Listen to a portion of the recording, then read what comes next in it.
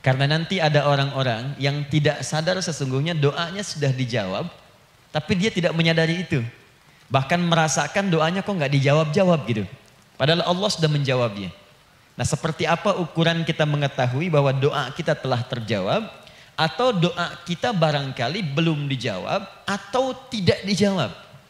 Apa ukuran ketiga hal itu?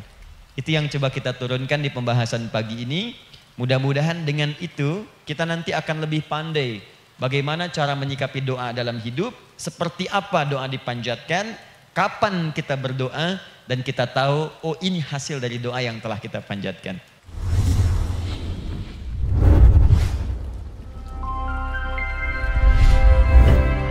Alhamdulillahi Rabbil Alamin Alladhi amarana bid-du'a faqala wa qala rabbukum ud'uni astajib lakum fawa'adana bil-ijabati faqala wa idha sa'alaka ibadi anni fa inni qarib ujibu da'wata ad-da'i idha da'an wassalatu wassalamu ala rasulillahi alladhi وعدنا بالإجابة عندما ندعو إلى الله سبحانه وتعالى فقال من ضمن دعائه في أسماء الحسنى اقتداء من أصحابه صلى الله عليه وسلم أرأيت ماذا دعوت فقد دعوت بأسمائه الأعظم إذا دعي بها أجاب وإذا سئل بها أعطى اللهم صل وسلم وبارك على رسولك الكريم النبي الأمين وعلى آله وصحبه وأمته إلى يوم الدين أما بعد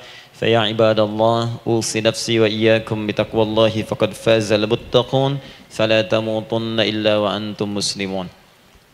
Saudariku sekalian, para ibu baik yang di dalam ruang masjid ataupun yang di luar masjid, di sekitaran masjid dan studio, saya ingin mengajak pada seluruhnya tanpa kecuali, mari kita senantiasa bersyukur pada Allah Subhanahu wa taala atas nikmat yang telah kita dapati sampai dengan pagi hari ini.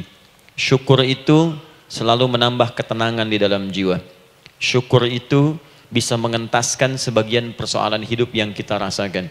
Syukur itu bisa menambah kekuatan dari perasaan lemah yang kita rasakan.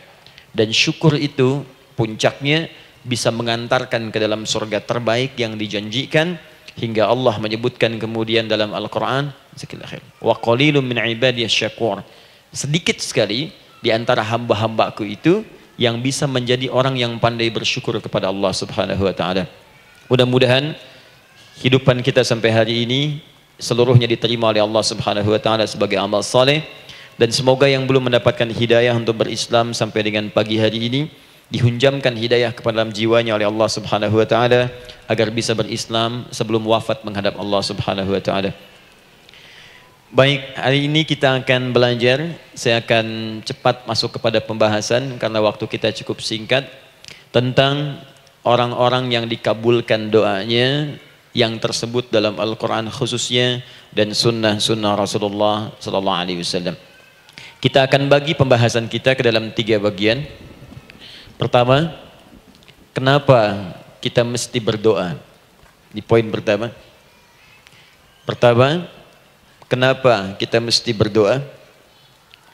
Yang kedua, bagaimana cara berdoa yang baik, yang cepat dikabulkan oleh Allah Subhanahu wa taala? Yang pertama, mengapa kita mesti berdoa? Esensi doa itu apa, kan? Yang kedua, bagaimana cara berdoa yang sekiranya cepat dikabulkan oleh Allah Subhanahu wa taala. Dan yang ketiga, kita akan melihat ukuran pengabulan doa. Seperti apa doa itu dikabulkan. Karena nanti ada orang-orang yang tidak sadar sesungguhnya doanya sudah dijawab, tapi dia tidak menyadari itu. Bahkan merasakan doanya kok nggak dijawab-jawab gitu. Padahal Allah sudah menjawabnya. Nah, seperti apa ukuran kita mengetahui bahwa doa kita telah terjawab, atau doa kita barangkali belum dijawab, atau tidak dijawab? Apa ukuran ketiga hal itu? Itu yang coba kita turunkan di pembahasan pagi ini. Mudah-mudahan dengan itu kita nanti akan lebih pandai bagaimana cara menyikapi doa dalam hidup, seperti apa doa dipanjatkan, kapan kita berdoa, dan kita tahu, oh ini hasil dari doa yang telah kita panjatkan. Sepakat sampai di sini? Baik ya, tinggal sepakat saja ya. Kan biasanya yang nerangkan saya, nulis saya, ngapus saya sampai selesai pula.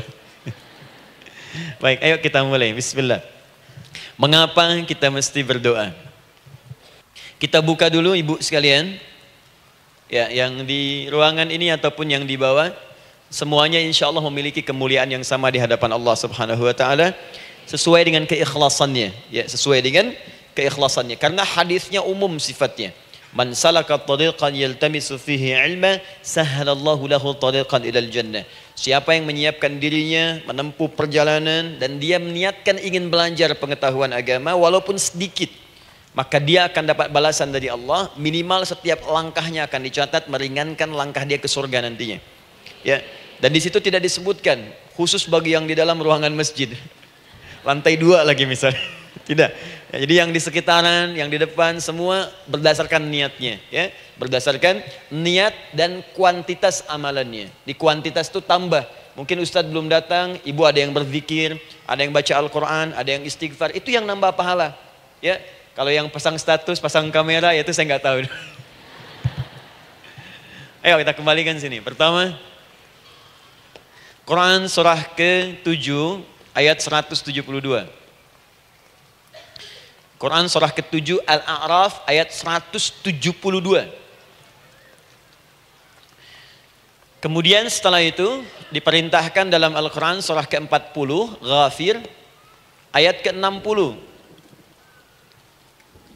Lalu kita praktekkan ini dalam keseharian kita. Saya beri contoh misalnya Quran surah ke-2 ayat ke yang paling banyak nih dibaca 201. Kadang-kadang misalnya Quran surah kedua ayat 286. Banyaklah. Quran surah ke-7 ayat 23 misalnya dan seterusnya. Ini bagian pertama.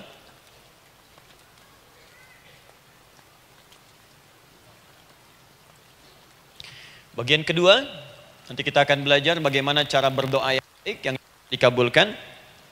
Kita ambil satu Quran kedua ayat 186.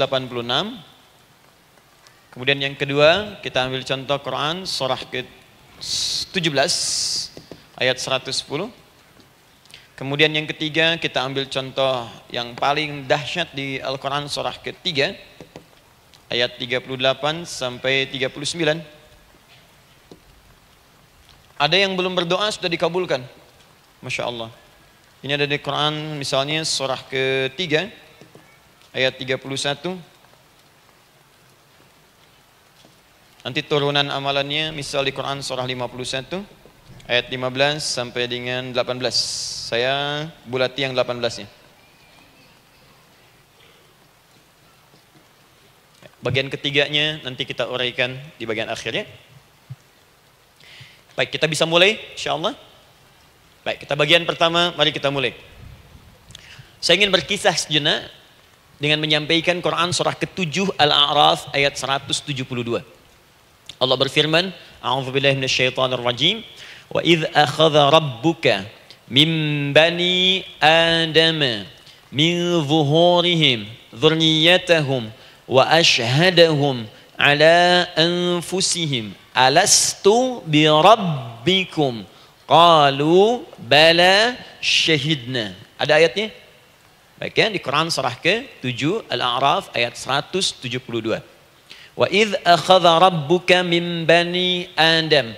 Kata Allah, dan ingatlah, pahamilah, pelajarilah, dalamilah.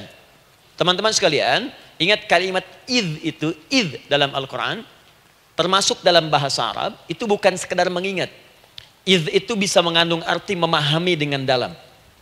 Menganalisis. Ya, memaknai itu idz. Jadi bukan sekedar mengingat. Bukankah ibu kalau mengingat sesuatu berusaha mendalaminya? Ya, kalau nggak percaya saya tanya begini. Coba ibu ingat kemarin jam 5 sore ada di mana? Bukankah sekarang sedang mendalami sesuatu? Sedang mencari memori jam 5 sore kemarin ada di mana? Setelah itu dihimpun jadi sesuatu lalu disampaikan dengan terstruktur, dengan rapi. Oh, kemarin saya ada di sini, di sini, di sini, mengerjakan ini. Itu idz dalam bahasa Arab. Kalau di Al-Quran ada kalimat idz. Itu berarti bukan sekedar kita diminta mengingat, tapi juga merenung, mendalami, memahami dengan dalam. Paham insyaallah? Baik, sekarang perhatikan. Nanti kalau ibu baca Al-Quran, maksud saya, ibu bisa menerjemahkan sendiri dan memahami dengan baik. Ya, misal kalimat idz pertama dalam Al-Quran, misal ditemukan di Quran surah kedua ayat 30. Wa idz qala rabbuka lil malaikati inni ja'ilun fil ardi khalifah. Idz akan ditemukan. Nah, sekarang ayat tentang korelasinya dengan doa, kita buka Quran surah ke-7 tadi ayat 172. Wa idz akhadha rabbuk, dan pahami ya kata Allah, renungkan ya, maknai dengan dalam ketika Allah menyampaikan, membuat komitmen dengan semua anak cucu Adam tanpa kecuali. Semuanya. Ingat kalau ditemukan kalimat Bani Adam. Bani Adam disebutkan 7 kali dalam Al-Quran. Ya. Berapa kali? 7 kali. Kalimat Bani Adam. Bani Adam. Ini menunjuk pada semua keturunan anak cucu Adam sampai selesai kehidupan. Ya, dari Nabi Adam alaihissalam, kemudian pasangannya Sayyidah Hawa alaihissalam, kemudian keduanya mulai berumah tangga, melahirkan keturunan. Diabadikan di Al-Quran surah keempat, ya, surah Ibu, ayat yang pertama. Ya ayyuhan nasu taqu rabbakumul ladzi khalaqakum min nafsin wahidah wa khalaqa minha zawjaha. Di situ kemudian ada Adam, zawjaha Hawa, ya. Wa batha minhuma rijalan katsiran wa nisaa. Dari situ turun keturunan laki-laki perempuan, laki-laki perempuan. Nanti menyebar, Bu, ya, menyebar. Ada yang ke Chicago, ada yang di Chicago, ada yang di Singaparna, ada yang di Singapura. Semua nyebar. Ya, di Sunda, dari Jawa sampai ke Sumatera, sampai Indonesia, sampai Nusantara, sampai Asia, Eropa, sedunia. Nanti penyebarannya disebutkan di Quran surah ke-49 ayat ke-13. Ya ayyuhan nasu inna khalaqnakum min dzakarin wa untha. Hai manusia, semua saya ciptakan ada 2 jenis. Kalau bukan laki-laki itu pasti perempuan. Jadi tidak ada yang ketiga. Ingat ya? Kalau bukan laki-laki siapa? Perempuan. Jadi tidak ada misalnya, maaf, laki-laki yang keperempuan-perempuanan, yang gerakannya melambai, ya, kata-katanya terlampau lembut misal, dan tidak ada pula perempuan yang perkasa, ya, terlampau kuat misalnya, melampaui batas-batas standarnya. Jadi kalau bukan laki-laki pasti perempuan. 2 saja. Jadi kalau misalnya masih ada yang bingung, tentukan dirinya, ya, dan lihat fitrahnya. Lihat fitrahnya. Baik, kemudian waja'alnakum syu'uban wa qabaila. Kami tempatkan kalian mungkin beda-beda tempat. Syu'ub, beda tempat. Ya, ada yang misalnya RT, RW, kecamatan, beda kampung, beda negara, sampai seluruh dunia. Wa qabail, satu tempat itu sukunya bisa beda. Coba Ibu lihat misalnya, ya, di daerah Sumatera saja ada berapa suku? Di Sunda paling banyak suku, gitu ya? Banyak sekali. Jadi bisa lain-lain, bisa beda-beda. Nah, lita'arafu, semua saling mengenal, silakan. Nah, ketika semua tadi ditempatkan di semua pelosok dunia, baik laki-laki, perempuan, dari anak keturunan Adam, itu semua anak keturunan Adamnya disebut dengan satu nama saja dalam Al-Quran, yaitu Bani Adam. Jadi kalau kita mau cari keturunan kita, sampai ke asal mula kita, dari kita sekarang, itu semua akan tersambung kepada Adam alaihissalam. Puncaknya akan ke sini. Ya. Dan tidak akan nyasar kemana-mana, Bu. Ya, ada sebagian manusia nasabnya tidak ingin ke Adam, inginnya bergeser, sehingga mengatakan manusia berasal dari monyet katanya. Ya. Ada yang berkata begitu. Ibu sampaikan saja kalau bapak dari monyet, silakan saja, jangan ngajak-ngajak saya, gitu ya. Nah, jadi semua manusia itu pasti akan kembali ke sini, ya, ke Adam alaihissalam. Karena itu saya pernah sampaikan termasuk di sini, di hadapan ibu semua, masih ingat? Mukjizat pertama Rasulullah sallallahu alaihi wasallam saat lahir ke muka bumi. Ingat, Nabi itu sebelum dilantik menjadi Rasul dalam usia 40 tahun, turun surah Al-Alaq, itu diberikan oleh Allah keistimewaan tanda-tanda kenabian. Apa di antara tandanya? Allah perjelas nasab keturunannya sampai Nabi Adam, padahal lahirnya itu ayahnya sudah wafat. Di lahir beliau, ayahnya wafat, tapi nasabnya diperjelas sampai Nabi Adam. Sehingga jelas, orang tidak bisa menyoal. Ini orang nggak jelas nih, ya. Kan suka ada begitu Bu ya, tiba-tiba datang menerangkan sesuatu, siapa itu? Itu nggak jelas. Bahkan sekarang sering muncul statement, siapa sih Ustadz itu? Itu Ustadz nggak jelas. Ya. Nabi nggak bisa disoal, karena semuanya jelas. Nasabnya jelas, keturunannya jelas, kemuliaannya jelas, ilmunya jelas. Jadi kalau orang mau menyoal nggak punya peluang. Siapa kamu Muhammad? Saya jelas keturunannya. Muhammad SAW bin Abdullah, bin Abdul Muttalib, bin Hashim, bin Abdul Manaf, bin Qusay, bin Murrah, bin Kilab, bin Ka'ab, bin Ghalib, bin Fihir, bin Malik, bin Nadar, bin Kinana, bin Khuzaimah, bin Mudrika, bin Ilyas, bin Nizar, bin Mudar, bin Ma'ad, bin Adnan, bin Addi, bin Adri, bin Muqawwam, bin Nagur, bin Tarih, bin Ya'rub, bin Yasjub, bin Nabit, bin Ismail AS, bin Ibrahim AS, bin Azar atau bin Nagur, bin Abir, bin Kinan, bin Arfakhshad, bin Sam, bin Nuh AS, bin Mikhlail, Matushala, bin Kinan, bin Anwas, bin bin Adam alaihissalam. Coba ulangi. Jelas. Jelas. Jadi orang nggak bisa nyoal, itu mukjizat ya. Keistimewaan pertama sebelum Allah kemudian angkat menjadi nabi dan rasul di usia 40 tahun. Jadi kalau ibu ditanya, kamu jelas nggak? Jelas. Apa binnya? Bin Bani Adam. Itu bocoran dari Al-Quran. Ya, kalau ditanya keturunan siapa kamu? Adam. Tahu dari mana? Allah yang nyampaikan langsung. Apa kata Allah? Bani Adam. Jelas ya? Baik. Jadi ini kembali kepada Adam alaihissalam. Nah, semua anak cucu Adam yang saya garis bawahi, sejak mulai terlahir itu sudah ada komitmen dari Allah dengan anak cucu Adam ini sebelum terlahir ke dunia. Sejak dalam kandungan. Jadi kalau ibu belajar hadis, misal, dulu saya pernah amanahkan kalau ibu mau belajar dasar-dasar, cari kitabnya Imam An-Nawawi yang Al-Arba'in An-Nawawiyah, 42 hadis. Hadis keempat, ya paling kiri sebelah atas di kitabnya. Dari Abdullah bin Mas'ud radhiyallahu taala anhu. Ya. Qala Nabi sallallahu alaihi wasallam bahwa shadiqul masduq. Nabi SAW pernah menyampaikan sedangkan beliau orang benar dan dibenarkan. Kapan perjanjian ini dibuat? Dalam usia kandungan 4 bulan. Dalam kandungan. Inna ahadakum yujma'u fi batni ummihi. Setiap kalian yang akan terlahir dari anak cucu Adam, kecuali Adam Bu ya. Ingat, kecuali Adam, kecuali Hawa, karena ini asal mula manusia keduanya. Tapi keturunan Adam dan Hawa akan mengalami proses yang sama. Dikandung dulu ibundanya, kemudian terlahir. Adam tidak dikandung, ingat, Adam tidak ada bapak, Adam tidak ada ibu. Langsung diciptakan wujudnya oleh Allah Subhanahu wa taala dari bahan dasar yang sama dengan manusia. Ya, karena itu saya pernah ditanya, pernah berdialog, ya. Ustaz, ini spesial Nabi Isa ini. Ya, spesial, Yesus Al-Masih Nabi Isa spesial. Karena itu diangkat sebagai Tuhan. Apa yang spesial? Kata beliau, karena ini bisa menghidupkan yang mati. Yang kedua, ini lahirnya beda dengan orang biasa. Bagaimana lahirnya? Tanpa bapak. Ibu saja tanpa bapak. Mana ada manusia yang lain seperti ini? Saya bilang Adam lebih spesial lagi. Lahir tanpa ibu, tanpa bapak. Kenapa nggak jadi Tuhan? Tapi kan Adam nggak bisa menghidupkan yang mati. Dengan izin Allah, maaf, Nabi Ibrahim lebih canggih lagi. Buka Quran surah kedua, ayat 260. Paling kiri sebelah atas. Wa idh qala Ibrahim Rabbi arini kaifa tuhyil mauta. Qala awalam tu'min. Qala bala walakin inna qalbi. Ketika Ibrahim bermohon kepada Rabbnya, ya Allah, tolong tunjukkan kepadaku bagaimana cara menghidupkan yang mati. Kata Allah, kamu masih nggak yakin?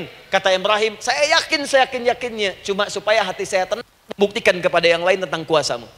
Kata Allah, gampang. Lalu Allah berikan kemudian satu ketentuan sama persis dengan Nabi Isa. Cuman prosesnya lebih canggih. Kalau Nabi Isa, tepuk mayatnya, bangun, bicara. Nabi Ibrahim kata Allah, nih ambil burung, potong-potong dulu, dicincang dulu. Sudah dicincang kemudian, mayatnya disimpan, jasadnya di tempat bukit yang berbeda. Kalau sekarang potong burung, simpan di bukit satu, jasad yang kedua simpan di bukit B. Kepalanya simpan di bukit A, ekornya simpan di bukit B, badannya simpan di bukit C. Panggil dengan nama Allah. Thummad'uhunna ya'tinaka sa'ya. Panggil, bismillah, dengan nama Allah, hidup. Sama persis dengan Nabi Isa. Dengan nama Allah, biiznillah, hidup. Nabi Ibrahim, biiznillah, dengan nama Allah, hidup. Menyatu semuanya, jadi satu. Psst. Kalau Nabi Isa kemudian ada yang menduga sebagai Tuhan, kenapa Nabi Ibrahim tidak angkat jadi Tuhan? Paham ya? Nah, ini menunjukkan bahwa ada pola pemikiran yang harus dikembalikan supaya benar cara memahaminya. Jelas sampai sini? Maaf saya sedikit agak lompat ya. Saya kembalikan kemudian, perhatikan sini. Inna ahadakum yujma'u fi batni ummihi. Karena itu semua anak cucu Adam, beda dengan Adam, akan proses lahirnya dikandung dulu di perut ibundanya. Fokus baik-baik. Arba'ina yauman nutfah, 40 hari pertama baru kemudian proses antara spermatozoa dengan ovum berproses. Thumma yakunu mithla dzalika, kemudian alaqah, 40 hari yang kedua jadi alaqah, zigot yang menempel di dinding rahim. Thumma yakunu mithla dzalika mudghah, 40 hari ketiga berbentuk mudghah, sudah mulai berbentuk daging sekeratan, ada bentuknya. Dan usianya sudah 4 bulan, 40 hari ketiga, 120 hari. 120 hari. Thumma yursalu ilaihil malak, kemudian diutuslah malaikat, fayanfukhu fihi ruh, maka ditiupkan roh ke dalamnya. Jadi ingat, kalau di antara sini, di antara kita ada ibu misalnya yang tengah hamil, tengah mengandung, ingat baik-baik, atau keluarganya, kerabatnya, usia 4 bulan itu roh sudah ditiupkan. Di kandungan sudah ada rohnya. Hati-hati ya. Berapa bulan? 4 bulan. Karena itu nanti ada ayat dalam Al-Quran, Quran surah ke-7 ayat 189. Di posisi ini harus banyak berdoa dan beramal soleh. Ingat ya, berdoa, beramal soleh, minimal minta kepada Allah. Da'awallaha rabbahuma la in ataitana shaliha lanakunanna minasyakirin. Minta banyak kepada Allah, ya Allah jadikan anak saya anak yang soleh, jadikan anak saya anak yang soleh. Dari usia itu 4 bulan sampai ke atas menjelang lahiran. Nanti diiringi oleh amal soleh kedua orang tuanya. Ini sudah penelitian dokter muslim, khususnya di Asia Tenggara. Saya diskusi dengan seorang dokter muslim, ternyata ada korelasi amal soleh yang dikerjakan kedua orang tua, ayah dan bunda, atau calon ayah dan bunda, kepada anak yang sedang dikandung, yang belum dilahirkan. Jadi kalau orang tuanya rajin baca Al-Quran, itu berpengaruh ke anak, Bu. Dan penelitian terkini, itu mempercepat anak itu menjadi seorang penghafal Quran ketika lahir. Ya, pernah satu kali dibacakan Al-Quran, posisi janin itu berubah. Seperti sujud gitu. Itu penelitian sudah di MRI waktu itu dilihat ya, kelihatan. Jadi ada korelasi antara kesolehan orang tua dengan kesolehan anak yang sedang dikandung. Hati-hati ya. Tapi yang penting diketahui adalah dalam usia kandungan 4 bulan itu disebutkanlah isyarat di Quran surah ke-7 ayat 172 terjadi perjanjian komitmen dengan Allah Subhanahu wa taala. Apa perjanjiannya?